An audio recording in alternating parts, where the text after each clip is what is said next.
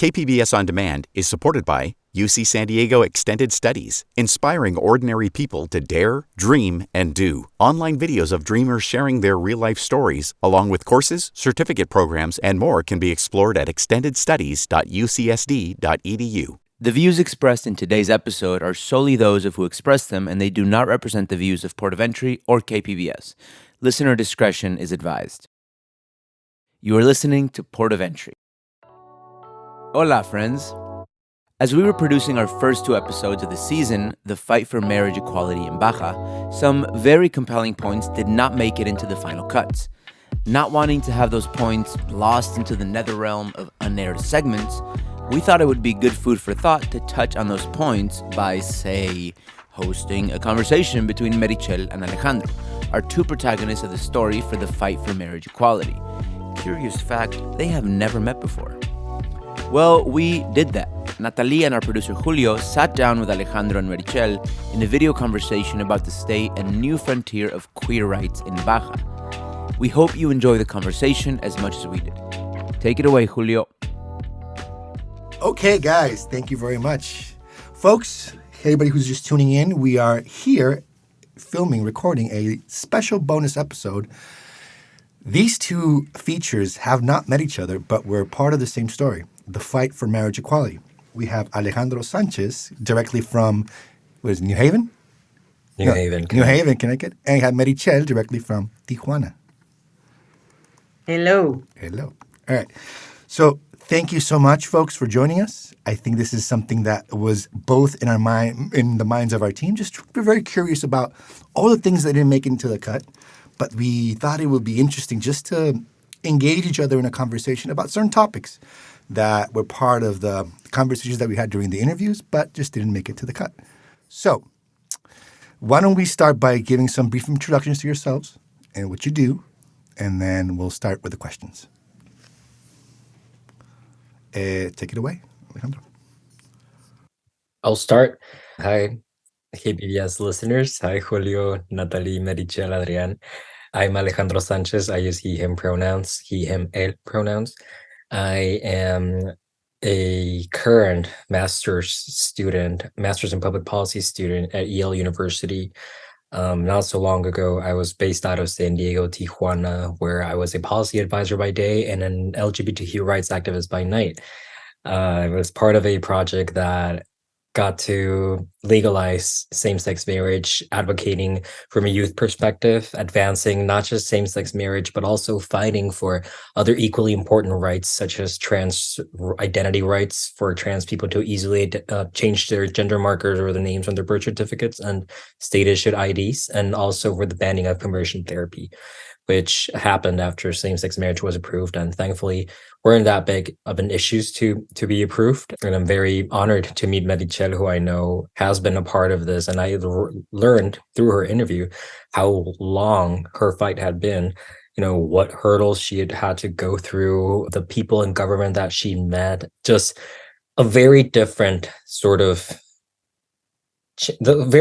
challenges that I had to face. And all I did was literally just go on Instagram and start designing pretty things, but she was actually in the battlegrounds fighting for these things when we had no one in our side. So I'm very, very proud to join her and join you all today. And with that said, let's pass the mic to Meritxell. Meritxell, can you introduce yourself?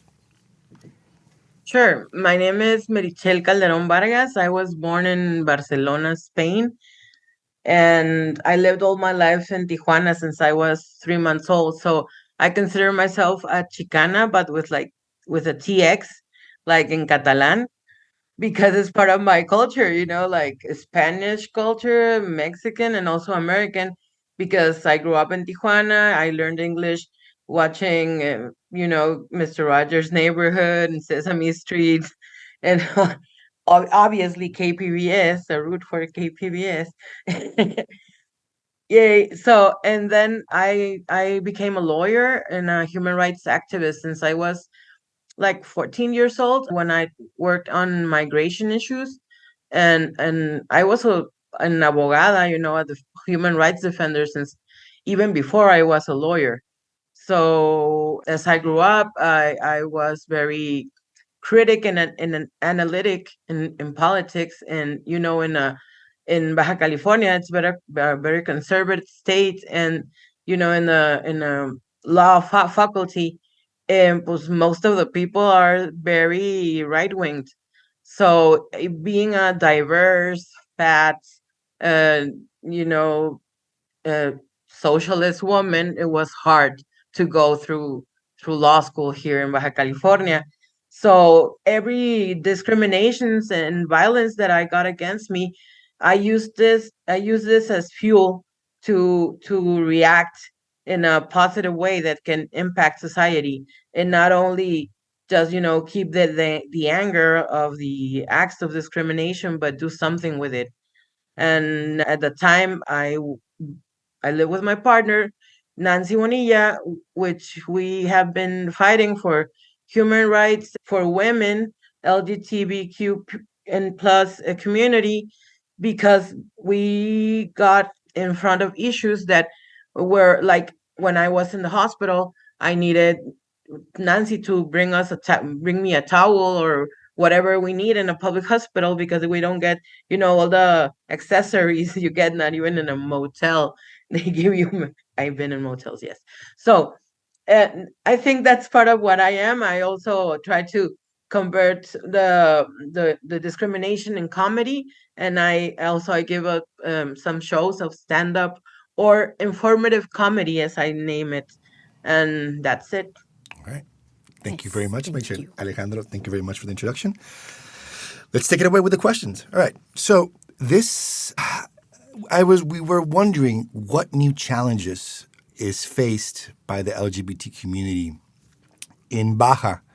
What's the next steps? Where are the new frontiers? Where are the new fights being taken? So why don't we start with Alejandro? You can answer this question, and then have Meritxell add something as well. So what are the new challenges for the LGBT community in Baja California in Mexico that you see?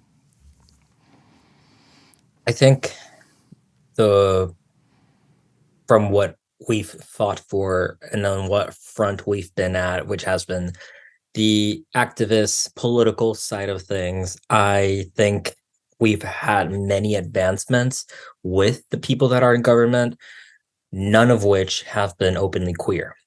We've worked with straight allies in the state legislature, across the state government, municipal governments too, but we've never really gotten a chance to work with someone who openly identifies as LGBTQ. And I, coming from San Diego and Tijuana, and seeing how in San Diego it's so normalized that we have office holders who are proudly out LGBTQ leaders. The mayor of San Diego, Todd Gloria, is a great gay leader. The state senator who represents San Diego's main district, Tony Atkins, is the president of California's state senate and is the first lesbian woman to do that. In the state assembly and city council, just all across San Diego County, we see so many people, queer people, who are public office holders, and we don't see that in Baja California. So I'm hoping that with the changes we've made in law, all of us that we've try to bring queer issues to the forefront, we can see in the future openly queer elected officials, an openly queer mayor, an openly queer diputado, diputada, diputade, who can bring our community's issues to the forefront and actually fight for them where the decisions are being made, where the budgets are being assigned.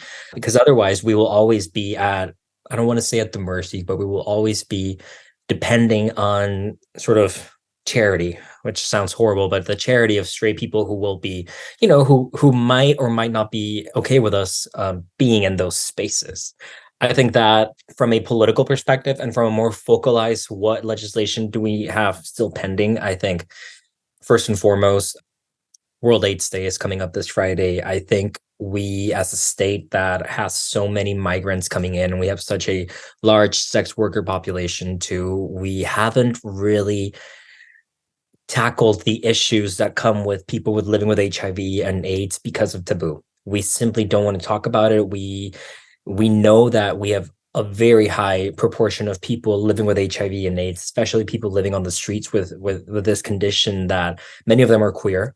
And just out of stigma, we haven't really looked into that issue. So I think it's very important that across the federal, state, local level, we start paying attention, the due attention that these people have in treatment, in prevention, and making sure that these people are well tended to, and that we can let go of the discrimination and stigma that, as Meritxell mentioned, stems from conservative governments from the past that hopefully we've done away with other queer issues. I think the next forefront will probably also be adoptions from same-sex couples. That currently, the way it's set up, you pretty much are at the mercy of the state government, the DIF estatal, whether or not they will allow a same-sex couple to adopt a child. There's no law that actually prohibits it from happening, but it's very discretionary, and that can't be the case. We can't have, maybe an administration will allow you to adopt a same-sex couple, but maybe the next one won't. We really need to put that into law and make sure that we're not discriminating same-sex couples who want to adopt children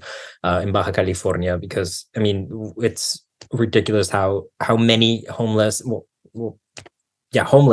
kids are in our orphanages, and simply because of stigma, same-sex couples who want to have kids, who want to adopt children, aren't allowed to because homophobia. So I think those two will probably be my main challenges, well, three main challenges for the future. So just having more representation, the public health issues, and adoption, you see, as these new battlegrounds. Meritxell, any other battlegrounds or any other points of say, struggle? Where do you see the new frontiers for queer folks in Baja? Sure. Actually, the thing today is very caliente because the Electoral Institute of Baja California is publishing the criterios, lineamientos, ¿cómo se dice, Alejandro? En inglés? Guidelines. Oh, yes, thank you. The guidelines for the if queer people or LGBT people could have an affirmative action to go for Congress, that according to the guidelines, this should be this year on the 2024 elections. It should be one space for LGBT people and one space for people with disabilities, as a quota, an affirmative action. So they are voting that it should be one space for diversity or LGBT people and one space for people with disability, or one space, not and one space. So we are facing that one sector will be misrepresented, and that also the affirmative actions do not reach on these guidelines the criteria for LGBT people to be on city councils, the regidurías, as we call it in Mexico.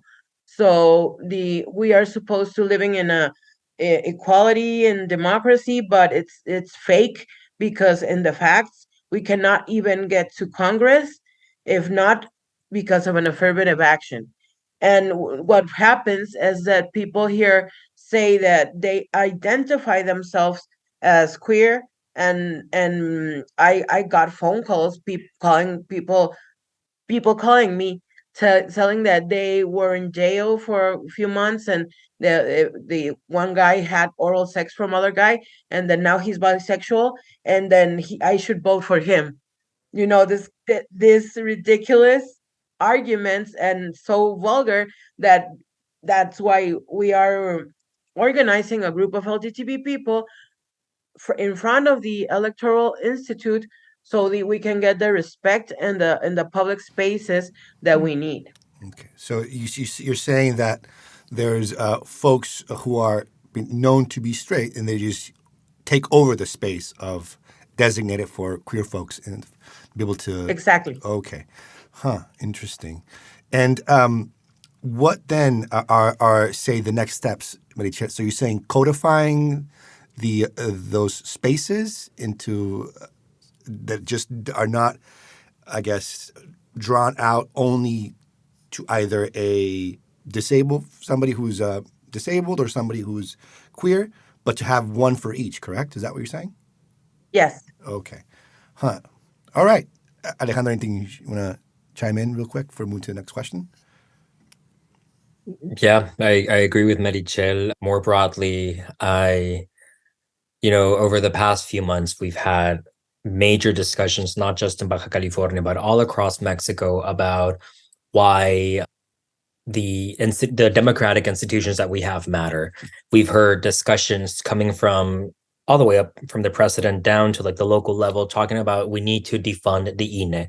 The INE is evil, it's corrupt, and it is destroying Mexico because we have 9 consejeros, 9 counselors who somehow are royalty in Mexico. Therefore, let's do away with it and let's do our own Morena-fied version of this body, which would never even have these discussions. They would never even think of like, oh, let's open up our spaces to people who, look like us, who are disabled, who are indigenous, because they're trying to do a self-serving institution that will only perpetuate them in power. So I think it serves as a reminder to us queer people that we've always had to fight those in power, and this is now happening again.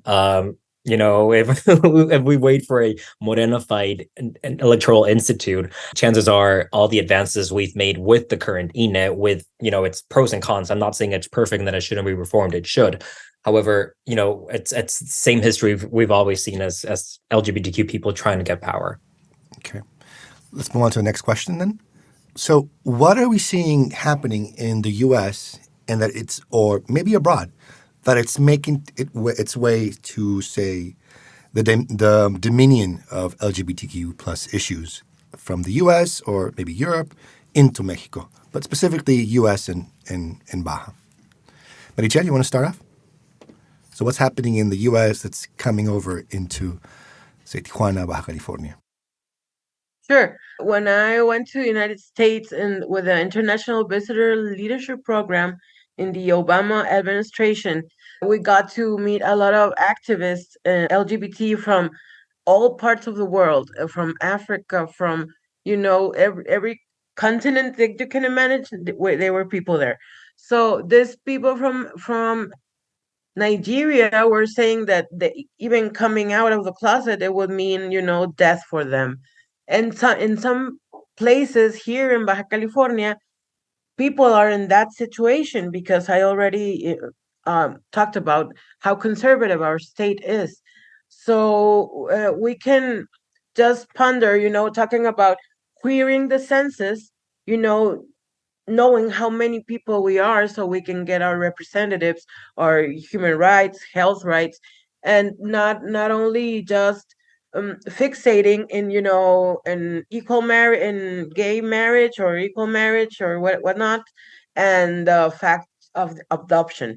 We can fight for affirmative actions in education and other spaces that I think we have only managed to get the rights from the United States to Baja California to, barely survive, not to really get acknowledged as a population that vote and then pay taxes and whatever.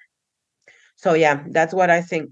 Queer the census is the next thing, and taking the LGBT fight or rights in it to education, culture, and health, but not only talking about HIV or sexual diseases. So can you, just as a point of clarification before we move on to Alejandro, what do you mean by queering the census? Actually count us, because they don't, in the INEGI, the institute that does the census here in Okay. Mexico, Okay. does not counts about religion, ethnicity, other factors, your class, if you have ceiling in your house, concrete or whatnot, but they don't ask you your sexual orientation or your identity.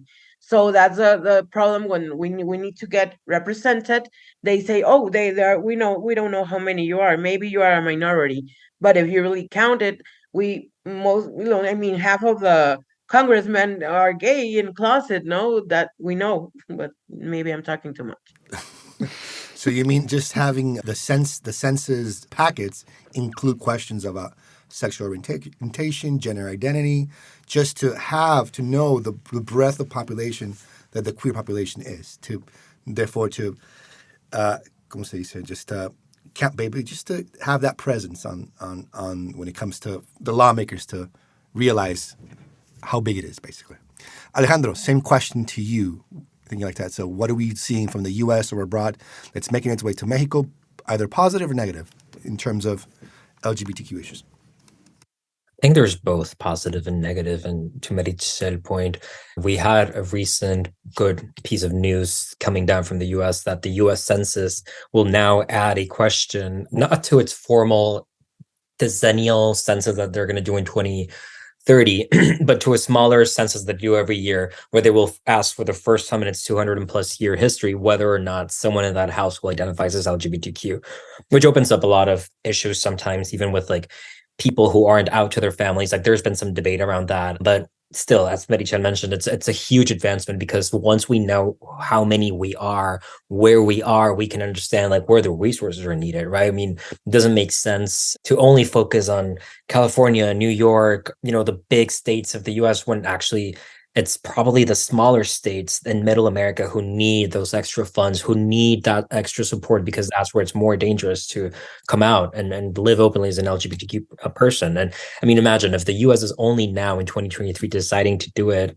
Just imagine how backwards we are in Mexico in terms of that. It's unfortunate, yes, that we're not part of the census. It's unfortunate too that this is another institution that has been constantly attacked by the current administration, that they're trying to underfund because somehow these data oppose the alternative facts that are sometimes touted around by the current president. So it's unfortunate, whatever way you want to look at it. And also another point that I think is good that we're seeing in the US that I hope we can bring into Mexico is queer representation again in all levels of government. Having a cabinet member in President Biden's administration who is openly gay, having, members of Congress, senators, representatives who are proudly LGBTQ, having an LGBTQ caucus in the US that is so formalized and institutionalized, that has people from both the Democratic and Republican Party in it. It's just head waves. And, we sort of have that in Mexico. We've only just started having that in the Cámara de Diputados, where we're starting to see openly LGBTQ people being elected and occupying those spaces very, very solemnly. I will say that we have diputadas like Salma Luevano, who's an openly trans congresswoman, who has, taken that responsibility with a lot of care, with giving a lot of priorities to the LGBTQ causes at a federal level.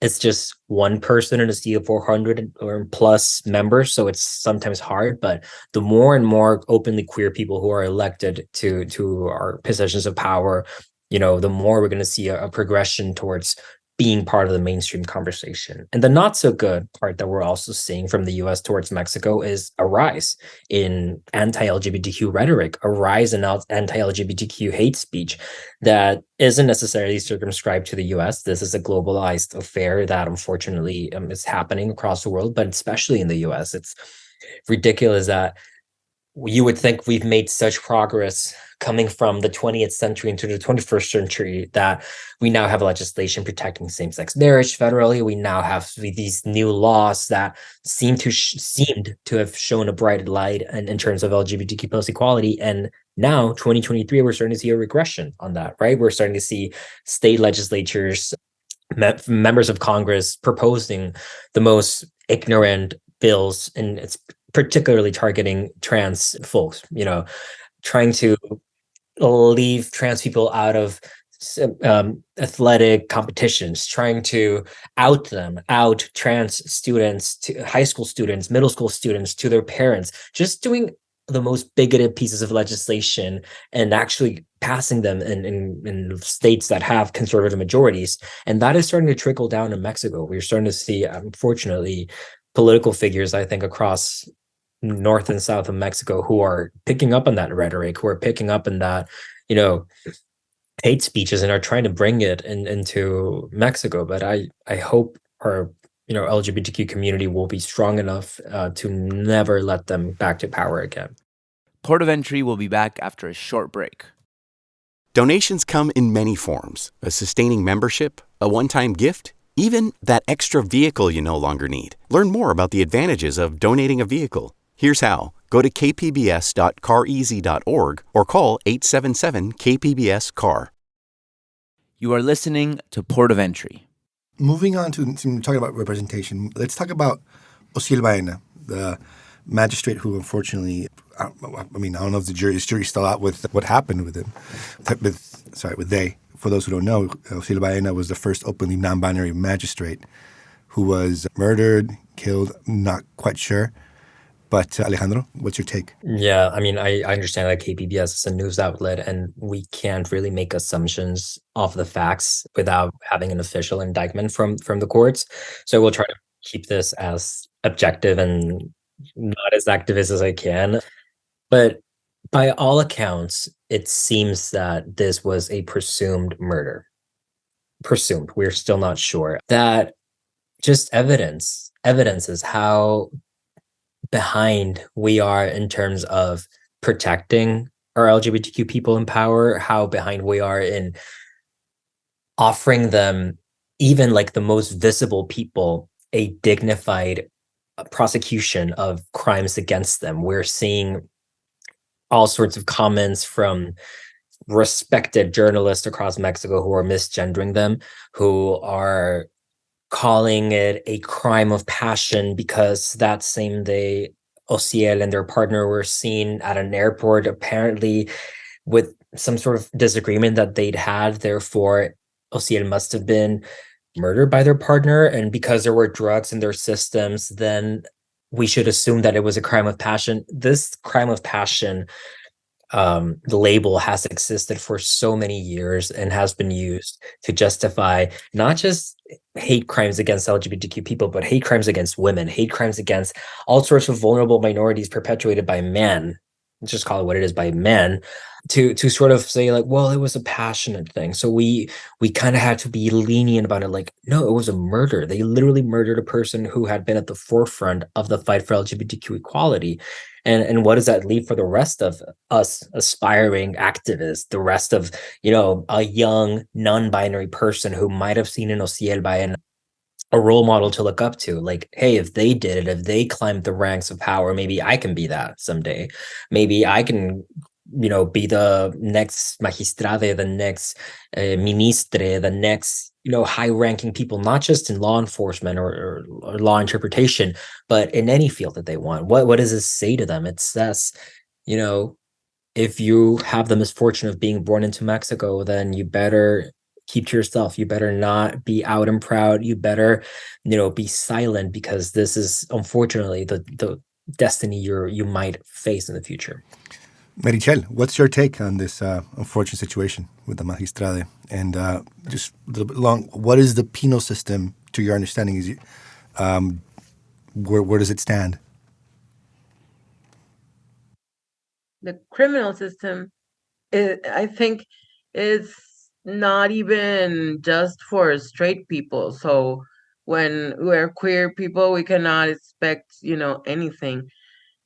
Even when I, as a lawyer, have cases of violence against women, and the partner is a woman, it's illegal to do it, but we try to mediate between the couples, because we know that if they go to the local authorities, they will be discriminated, and maybe one of them will be arrested, or maybe even both of them. So we cannot really hope justice if a crime happens. I like to mention the hate crime of Janine Huerta, that was an activist here in Tijuana, and she was a trans woman that was murdered, and she always denounced police brutality against sexual workers, and was at every forum or conference she was denouncing it. So we can know that, okay, maybe they say, oh, maybe a client murdered her. We are sure there was a hate crime because of what was she was saying. And the magistrade, Ociel Baena, well, I think he represents this, the fact that queer people can be professionals. And I read in social media that a jovencito said, my parents send me pictures of Ociel Baena when they say maybe you can make it too. So I think it was, they killed the icon that could say to many people that it can get better. No, it gets better. No, because in the even the it's gets better project, it's doubtful when you are poor, when you're not white, when you're not, Catholic or whatnot. Of the privileged class, basically. It's just it cuts against you if you're not part of that privileged class. Wasps, yes. Port of Entry will be back after a short break. Long ago, when the public square was the only place to share news, events, and happenings, people were drawn to it. Living in community with others was the route to understanding each other and the world around us. The public square has changed dramatically, but our need to learn and understand one another hasn't. This is Port of Entry, the Parker Edison Project. Listener-supported KPBS Cinema Junkie. Thank you for listening to KPBS Podcast and for being part of our region's virtual public square, where you learn not only about the headlines of the day, but about culture, music, and the issues that are important to all of us. Help keep the virtual square alive and well. Support podcasts like the one you're listening to right now. Just go to kpbs.org, click the blue Give Now button, and make a donation. And thanks again. You are listening to Port of Entry. Okay, so moving on to the last question. We got about less than 10 minutes. So what are the new frontiers for human rights? And I know this was very interesting to me, Meritxell, when we were having the interviews. You mentioned how to rethink human rights for different populations that we might not yet have discovered, might not have encountered. And you say, what about thinking about intergalactic rights? So thinking of those different frontiers, what are your thoughts, if you can help us understand what are those new challenges for those populations that we don't know of yet? Yes, Meritxell. Sorry. Okay. The thought that I have is thinking about, los derechos del futuro, the law that we should have in the future. Thinking, about Captain Picard and Next Generation Star Trek, because it is a figure that is mostly democratic, incluyente, no, it includes every kind of species, not just humans, and actually, well, alien life, it in fact exists. So we have to start thinking about not just human rights, but maybe galactic rights. Maybe we would encounter that plants are really more sentient than we thought. So maybe we should start thinking about not harming the trees. This kind of a thought is what I think that we need, because we are facing some retrocesos. We're going back on human rights, thinking about Roe versus Wade in the United States and the right to abortion, and maybe thinking of Argentina with Milei, and we are tending to another third world war, when humanitarian law, it was supposed to fix everything, and there was not supposed to be a war like happening in Russia, or in Colombia, against the people there, the activists. So yeah, we need to think forward. The rights that we have to defend them. We have to have better mechanism and local governmental and social structures to protect them, but also thinking always forward, not backwards, because that would be the end of the humanism that I think we should live in. Thinking of each other as somebody that you could help or should help. Alejandro, anything you would like to add? I'd never heard that theory that aliens should now be included in international law, intergalactic law. So I'm very interested in hearing more about that. That is so cool. 100 years from today, maybe we won't be around, but they will still be fighting for new rights, and there will still, unfortunately, still be oppression. There will still be the many things that we're trying to fight against in the today, but the only way we can ensure that what we're doing today transcends, and the future uses can live in a world that's happier, more free, more just, more equal is through education. What we're doing at the end of the day here, Meritxell and I, and all the activists in Baja California, are that we're trying to educate the citizenry, everyone around us, that queerness is okay. We're trying to tell them that queer people, they are part of your community. They're the person who delivers your mail. They're the person who cooks your meal. They're the person who you see at the dentist office. We're all around you. And it's normal that we exist, and we do not want to take over the world. We do not want to queerify your children. We simply want to exist unapologetically as ourselves. So what we're doing here is we're trying to educate people in empathy, and just let them think like, hey, maybe 30 years from now there's going to be a new fight for a different identity that doesn't have to be queer, that it could be a new category of a personhood. So let's try and tackle those future issues with the same empathy, with the same love for humanity, with the same love for our I want to say brothers, our siblings, that you've affected to queer people. And once we see that happening, I will at least know, like, hey, the work that we did mattered, and it had a tangible effect. Thank you. So let's just wrap it up. Conclusions. So just as a little wrap up activity. Is there something that struck you from the stories that we did on each other? Alejandro, you mentioned something, Meritxell, in the beginning. Meritxell, is something that struck you from the story that we did on Alejandro, something that you didn't know that was really interesting? Meritxell? Yes, I think what struck me is that we haven't been effective in letting know the next generation of activists on human rights, LGBT, women, indigenous, etc., of the history of the activists here in Baja California.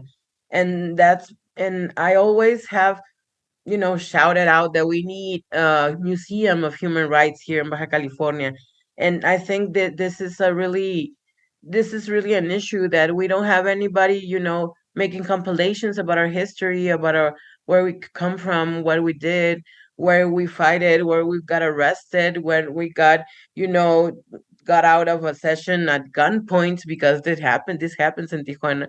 So I think it would be very interesting to keep fighting for this, and I think it's very necessary so we can also acknowledge new activists, and if they're part of our history, to meet. I should have met Alejandro before, and I'm grateful for you presenting him, to me. So that's it. Alejandro, anything that struck you Yeah. from Meritxell's story? Yes, thank you for your kind words, Meritxell. I mean, as you mentioned, right, we do not have a codified history of queerness in Baja California. KPBS did a great job of doing these episodes and this series, but it's unfortunate that we don't have codified history just yet. Certainly when Meritxell is diputada or alcaldesa or governor, she's going to allot enough budgets for those museums to be built, for those historical memories to be made, or maybe not Meritxell, but someone in the LGBTQ community will do once they're elected. We really can't be expecting straight allies who are amazing, who have been, instrumental in the fight, to be, doing this on our behalf. But the one thing that struck me from Meritxell's and Nancy's story was your story in the hospital during COVID-19. When I was, with my friend group in 2020, thinking about the importance of passing same-sex marriage during the pandemic, a question that many activists, from an older generation than me, asked me was like, well, why do we need same-sex marriage right now, like in May or June of 2020? Like, why specifically right now? You do realize we're going through a worldwide pandemic right now, right? So why is this like such a priority? And I always said, like, imagine if there was a same-sex couple who was at the IMSS, who had been facing these issues, who could only, gain access to the full coverage of the law if they were married from Baja California, what would they do? And it was always a very hypothetical, imagine if that were the case, but knowing that that was your case, and that it actually happened was like eye-opening to think that, the urgency that we put into this fight in 2020, in 2021 had a purpose. And it was so in future pandemics and future, situations that we have of this nature, same-sex couples won't be facing the same hurdles as you and Nancy did. And it's amazing that even as you said in your story that the guard in the hospital who was hermana, creo que dijiste, Comadre, yeah. comadre was the one who helped you out, because damn, even in the most dire of circumstances, we can still find some queer love and some queer community, to build us up. Good. Alejandro and Meritxell, we are out of time. So why don't you just give us a quick plug, your socials, where you're at, or what's next for you in your life? Just a quick outro. Thank you. Meritxell? Well, thank you for your time. Thank you for making me learn English with Sesame Street KPBS. Thank you. Thank you, Port of Entry, Natalia and Julio. It was very great meeting you. And, you can count on me as an activist here locally. And I know that I can count on you so you can, move our information through the media. So you can find me at Instagram as Meritxelling, it's my name, but ING. And also on Facebook, because I'm an old timer, Meritxell Calderon Vargas. And that's it. Alejandro? My shameless self-plug, echoing what Meritxell says. Thank you, Julio. Thank you, Natalie, Adrian, Alan. You guys' work has been so amazing, and you have no idea the amount of people that have come up to me that have messaged me like, hey, I heard your interview. Oh my goodness, I can't believe that happened. I can't, that is so amazing. Who would have thought that in 2021, people still had to be fighting for these rights? And these have been comments that I've gotten from friends here in the US, friends from abroad, friends from back in Baja California who have heard this, family members even who have been like, I never realized it was such a big fight and so many things were at stake. And this bringing such a big spotlight to this issue that we fought for wouldn't have been possible without you guys and KPBS's commitment to diversity. So thank you for that. PSA over. You can find me. What's next for me? I am... Your socials. Don't forget your socials. My socials, yes. I am completing my first semester of grad school. I am very excited for it. I am pursuing a public policy degree, and I do not know what I will be doing right after this moment. I certainly know that I will return to Mexico one day and do the best I can to change my beloved country, my beloved Baja California. But until that day comes, people can find out what I'm doing on Instagram. It's Alejandro, S as in Sam, C as in Zebra, F as in Frank, SCF, or LinkedIn, Alejandro Sánchez Flores. Okay, good. Meritxell, Alejandro, the Baja California, and obviously all the activists that came before you, will come after you, owe you a great debt for your work, your commitment to pushing the boundaries of human rights and queer rights specifically. So the landscape has changed because of you. So I commend you, salute you. Thank you very much for letting us tell your story. And for an audience, thank you so much for joining us for this great story and interview and sharing these thoughts. Thank you. Have a good one, guys. This episode of Port of Entry was written and produced by Julio Cesar Ortiz. Adrián Villalobos is technical producer and sound designer. Elisa Barba is our editor. Lisa Morissette is Director of Audio Programming and Operations, and John Decker is Senior Director of Content Development. This program is made possible in part by the Corporation for Public Broadcasting, a private corporation funded by the American people. This project was also made possible with the support from California Humanities, a nonprofit partner of the National Endowment for the Humanities. Visit callhome.org. Soy Alan Lilienthal. Y yo soy Natalie González. Nos vemos pronto.